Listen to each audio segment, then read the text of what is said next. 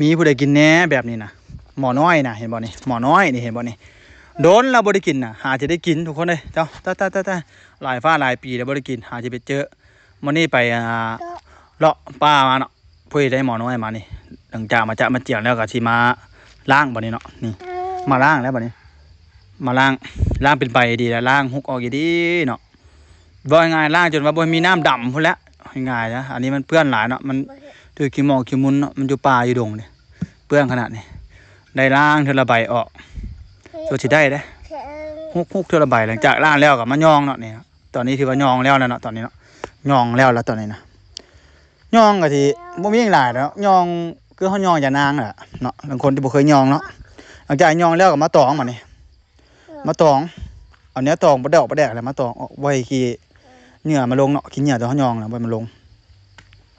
เห็นน้อยๆได้หลายเติบเด้นี่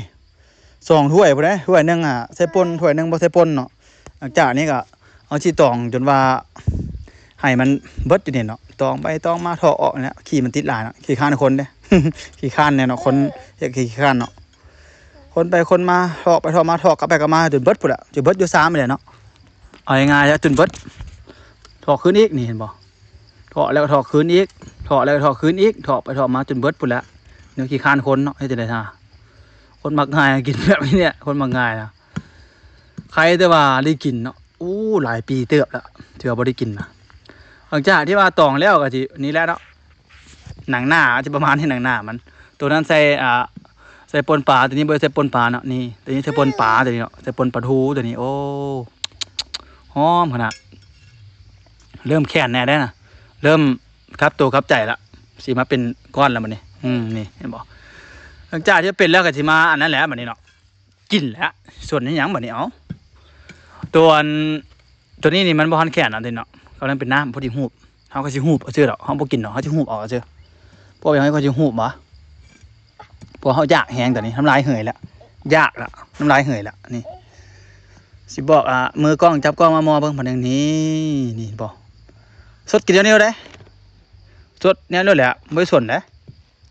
ผู้ใดมาแข่งถ้าแต่มันแข่งเนาะผู้ใดบ่มาแข่งกินเดียวเลยแหละนี่แหละ